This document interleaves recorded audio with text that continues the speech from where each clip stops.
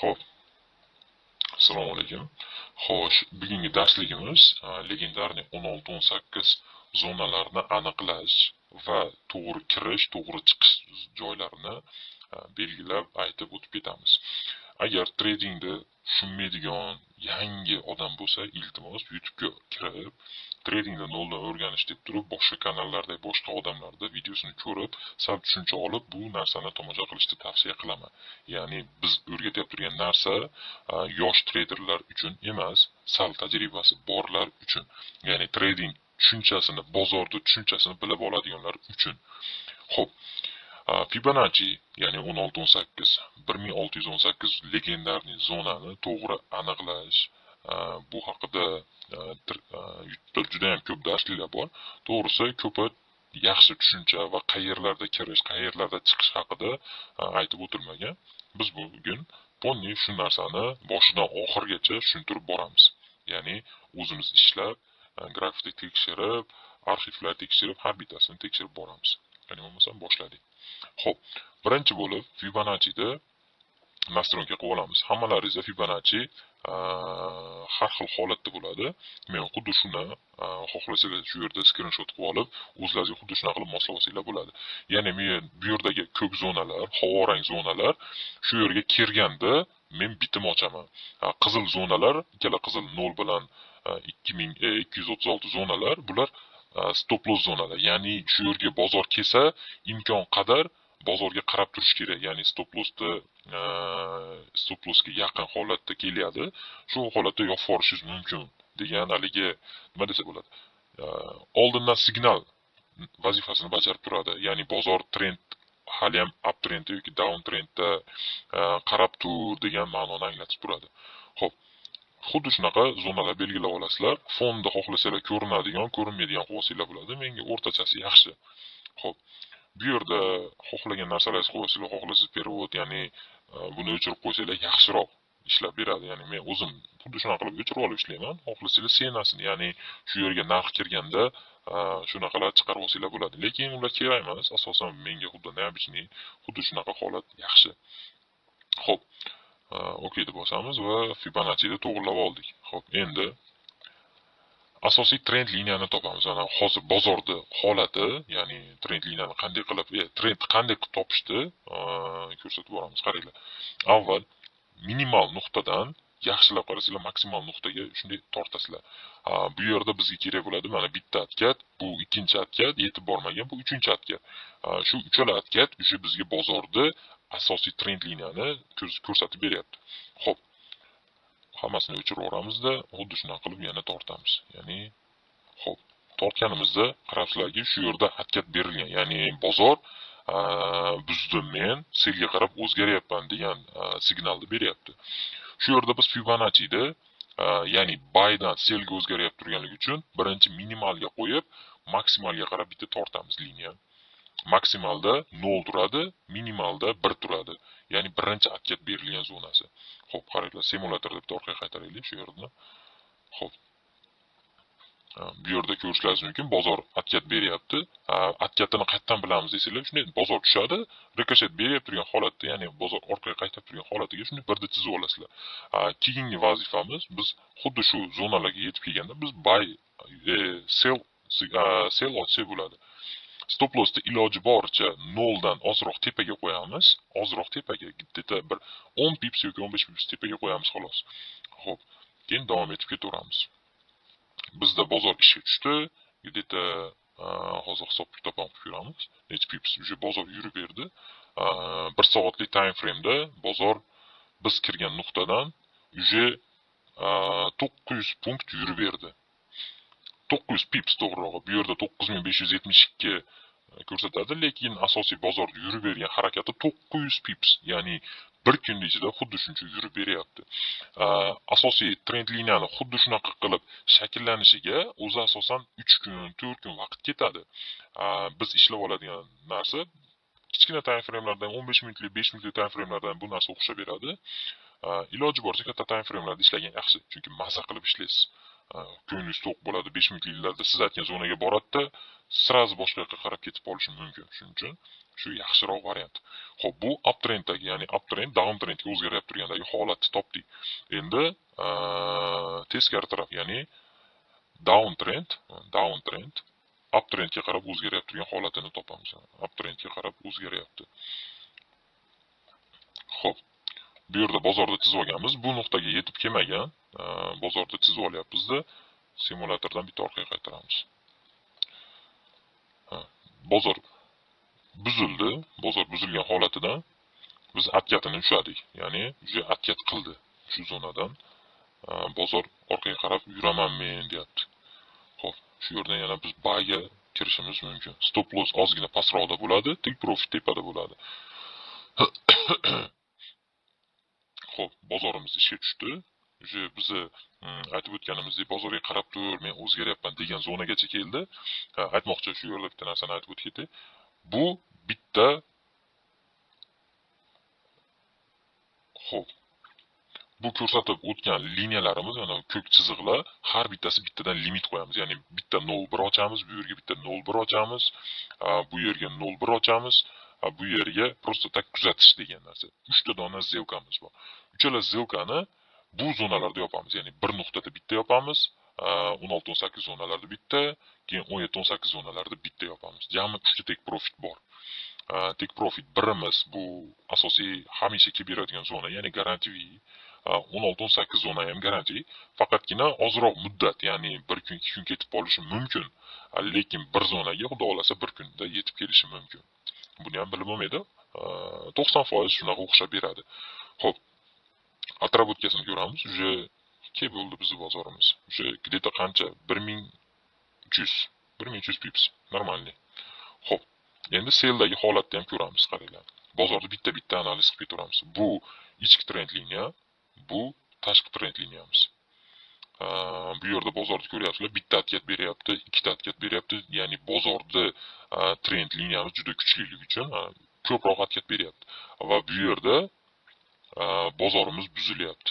Bu zonada bozor buzilyapti. Xo'p, hammasini udalet qilamiz, boshqadan chizamiz. Trend liniyamiz juda buzildi. Biz xuddi shu yerda Fibonacci mana minimalidan maksimalga qarab tortamiz. Xuddi shunday qilib narxni orqaga qaytaradigan bo'lsak, bozorimiz xuddi shu holatda, ya'ni trend liniya buzildi. Buzilgandan keyingi holat. Shu narx atkat beryapti. Biz mana shu uchala zonada bozorga bitimga kiryapmiz, ya'ni selga bitimga kiryapmiz-da, atrobutgasini ko'rib chiqamiz.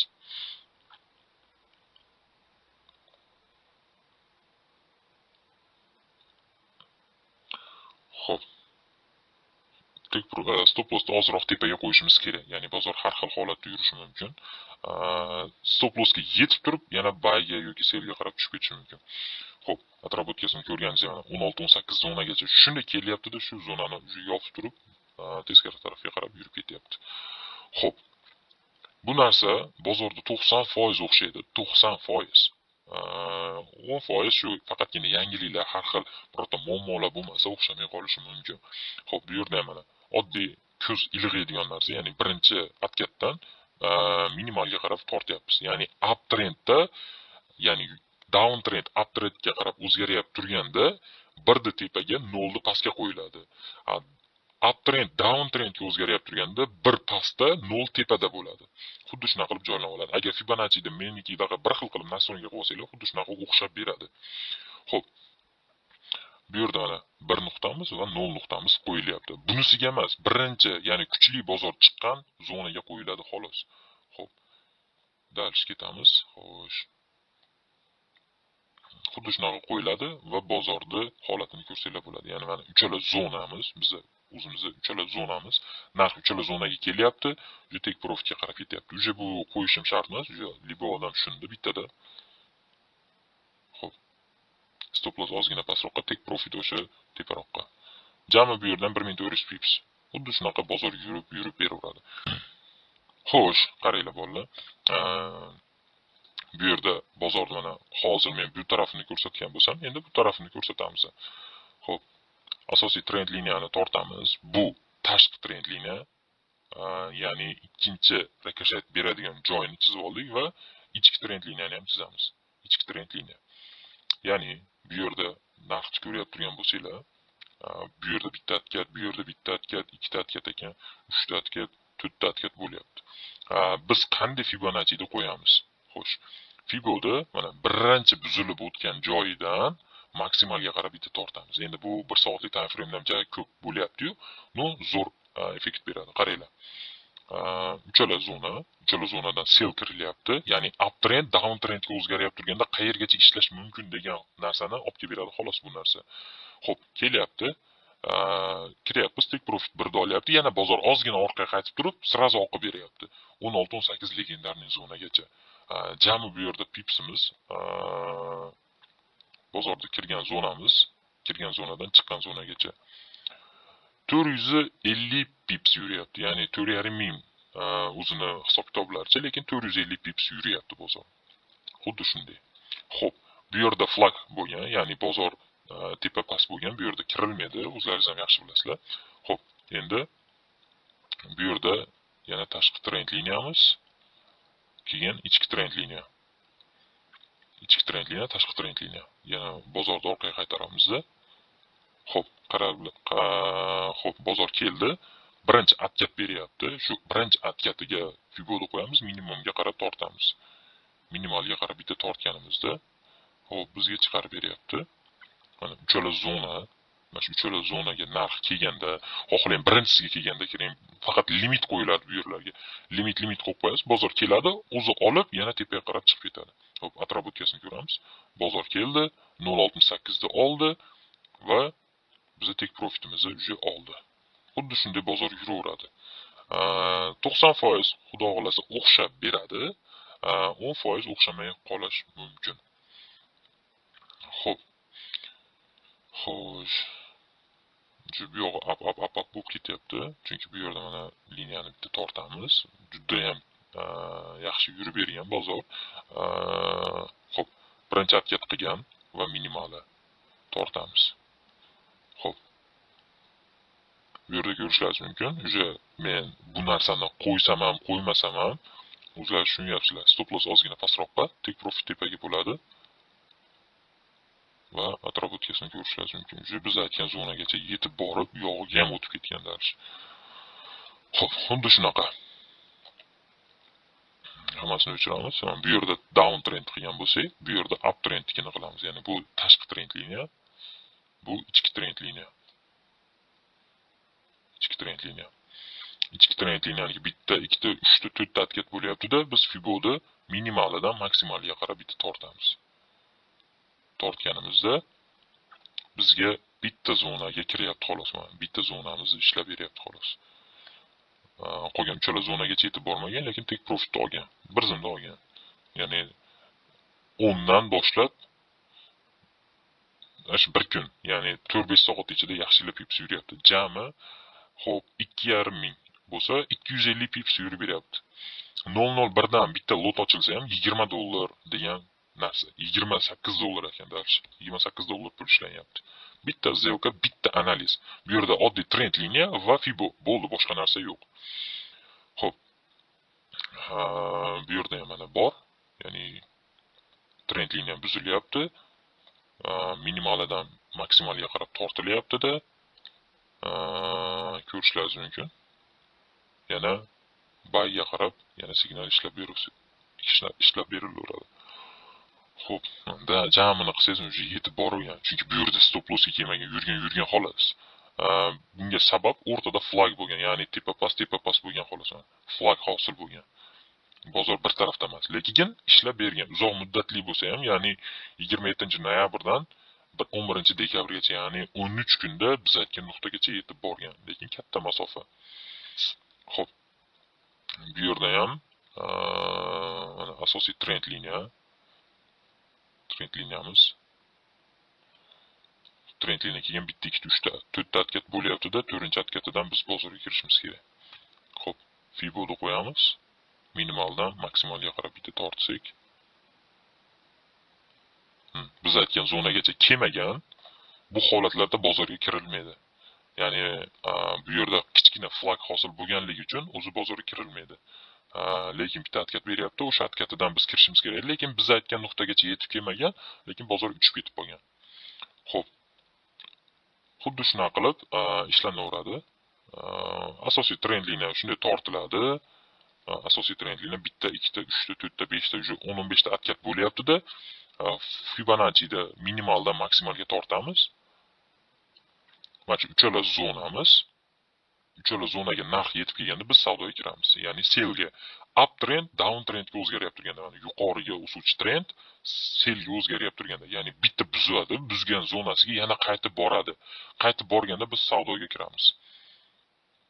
Bu telefonda ham, kompyuterda ham hammasida bir xil ishlab beradigan narsa. Xo'p. 1 soatlik time frame, endi 15 minutlik time framelarda ham hammasida ishlab beradi bu narsa. Bu yerda ham ishlab bergan. 15 minutlik time frame'da Fibonacci minimaldan maksimalga birinchi minimal, birinchi maksimal. Bunga qo'yilmaydi hech qachon. Ya'ni birinchi maksimal, birinchi minimal bo'ldi. Boshqa ikkinchi avloddagi, kelajakdagi, o'tmishdagilarga emas. Shu bo'ldi. Shu uchala zonaga narx kiradi. Sizlar bitim ochasizlar, o'xshab beradi, xudo xohlasa. 90% o'xshaydi, 10% o'xshamay qolishi mumkin. Qachonki, qaranglar, shu narsani ham tushuntirib o'tay. Uptrenddagi narsa liniyamiz. Hozir.